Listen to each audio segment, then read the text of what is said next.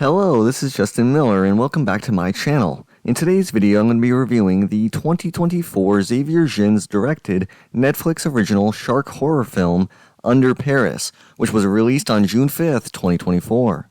The film has been met with mixed critical reception up to this point, but has moved up the Netflix charts pretty quickly.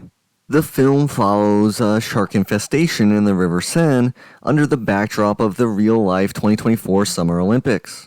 The film stars Bérénice Bejo and Nassim Lyles, with Lyles collaborating with Xavier Gens on his 2023 film Mayhem. The only previous Xavier Gens film I had seen prior to this was his directorial debut Frontiers, released in 2007 amongst the French New Extremity movement. That film followed a group of young criminals attempting to escape Paris amongst riots sparked by the success of the far-right party during the presidential election. Gens spoke about the influence that the 2002 French presidential election had on his directorial debut, with the controversial result of Jean-Marie Le Pen of the far-right National Front Party advancing to the second round of the presidential election, causing mass protests and a national reckoning. Frontiers mines these real-life anxieties for fictional horror, as some of the best horror films do. Unfortunately, the film is still particularly resonant in 2024, as the far-right is on the brink of power, as they've made major gains in France over the past 22 years. Macron's calling of a snap election has led to them to be on the brink of winning an election for themselves and taking power in France.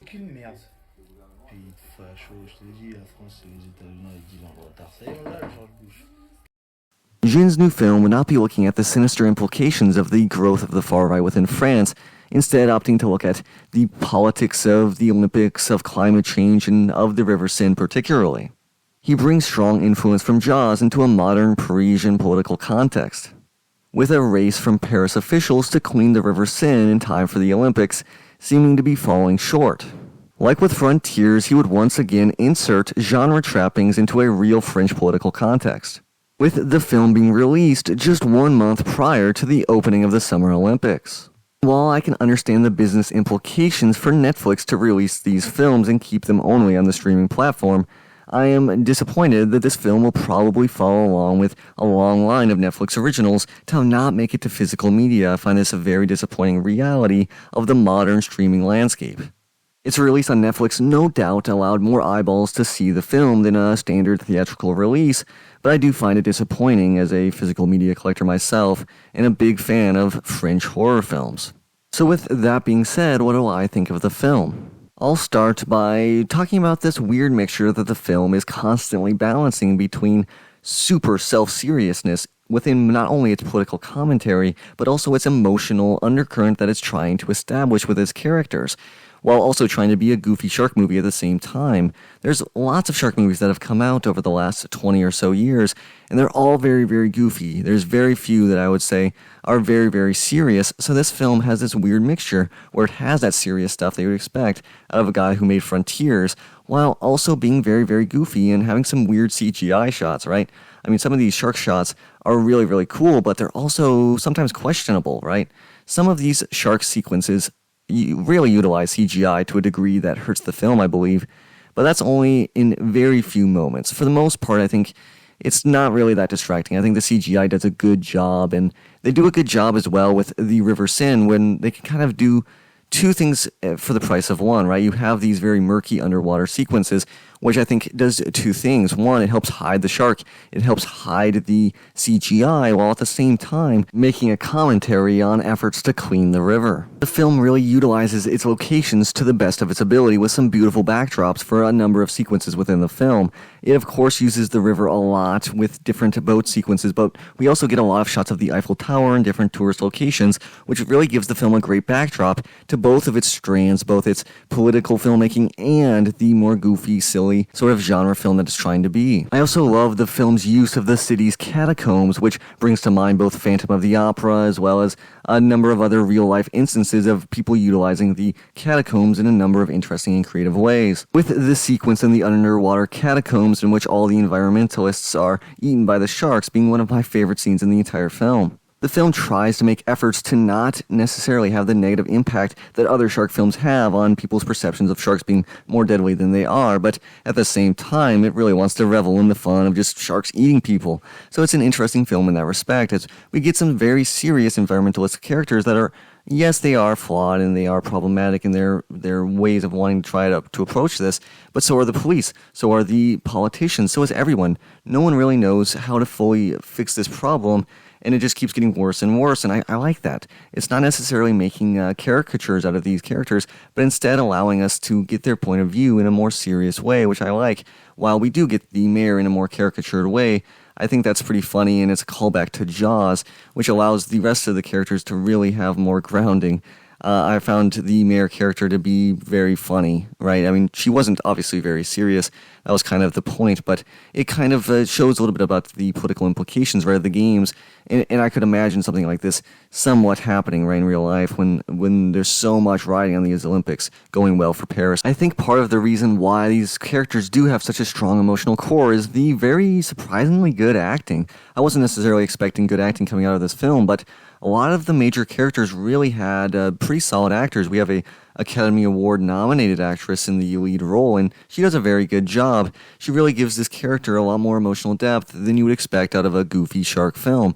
And this continues this sort of weird mixture I've been talking about, where you have really super self-serious moments in these emotional moments, right? We're trying to build the trauma of her character right after her whole team gets wiped out by a shark in a very effectively shot opening sequence, as well as emotional depth to the cops, to the environmentalist characters.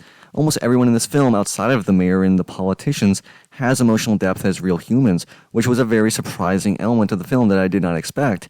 Now, of course, this doesn't stop them from making stupid decisions, which are made, of course, throughout the film, but it's really tough when you're facing a super shark to always be making smart decisions in the snap of the moment, right? And it allows for some really gruesome kills that I love and some really cool sequences. While some of the kills are not as effective as I would have loved, there's just some really excellent ones as well. As I've mentioned before, that excellently shot opening sequence had some pretty cool kills, and the sequence in which the main character is being dragged down underwater is really cool as well, while the killing of Mika is truly spectacular as well. There's some very good kills in this film.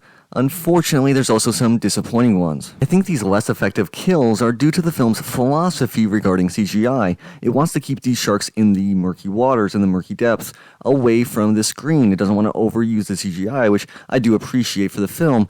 Unfortunately, it leaves some of the kills to be less than what we would expect, not fully realized in a way that you would really want in a shark movie.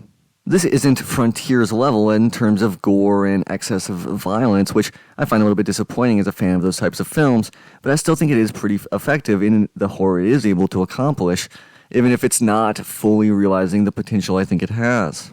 The political commentary in the film can sometimes seem satirical or comical, but it also allows for the characters to have their perspectives and to give them weight, not necessarily caricatures, right, of the environmentalists that you'd usually expect. Especially when Mika gets eaten like that, you would expect these types of films to be like, oh, these stupid environmentalists, they're so dumb, they're so naive, and it sort of subverts that in a way, right? It doesn't necessarily fully play into that by giving those characters true depth and an understandable reason for why they're doing what they're doing, even if the consequences to their actions are particularly brutal. However, none of the characters know what they're doing. All their actions lead to even more dire consequences until we get a particularly bleak ending, which I love. That's one of the things I really love about this movie, is it has a very, very strong ending, which is very bleak, and everyone dies, basically, which I love. We have our two main characters on this little strand of a building right on the top of it, surrounded by sharks. The whole city has been flooded out, right? It's very brutal. There's all these sharks now. They own Paris. They're no longer under Paris. They now control it. I just think it's a very strong ending, and it does kind of remind me of those old school films in the so-called torture porn movement or the French New Extremity to a certain degree, even if the film itself isn't as extreme as those films are. So with that being said, I think this is a very solid film. I think Jin did a good job with this film making a fun shark movie. I think sometimes the mixture of self-seriousness and goofiness sometimes isn't mixed that well if we're going to get into the weeds a little bit, but I think for the most part, despite the questionable CGI, despite that sort of weird mixture sometimes, the film is very, very strong. It has some pretty cool characters, it has some pretty awesome sequences with the sharks. It's a nice, fun shark movie that has real political weight in the current moment of 2024, and I definitely recommend watching it. I definitely recommend supporting it, and hopefully we can get a physical media release, even though I doubt it. And that's all I have to say for this video review of Under Paris. Leave your comments below on what you thought of the film. Thank you guys so much for watching, and see you next week.